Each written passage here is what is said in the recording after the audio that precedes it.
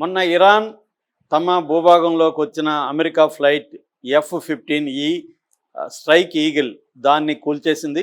అందులో ఇద్దరు ఉన్నారు. ఒక పైలట్, ఒక WSO అంటారు, వెపన్స్ సిస్టమ్ ఆపరేటర్. పైలట్ని అమెరికా సేవ్ చేయగలిగింది.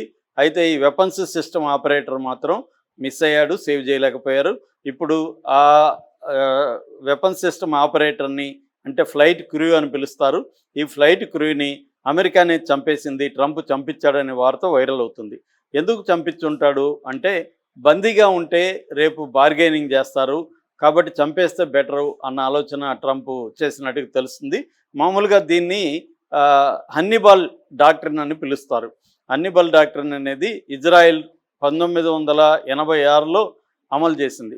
అంటే తమ సైనికులు శత్రువుల చేతికి చిక్కినప్పుడు తామే తమ సైనికుల్ని చంపేయడం, దీన్ని హన్నిబాల్ డాక్ట్రిన్ అంటారు. ఈ పద్ధతి ప్రకారం ట్రంప్ తన ఫ్లైట్ క్రూని తనే చంపించాడనేది చెప్తున్నారు.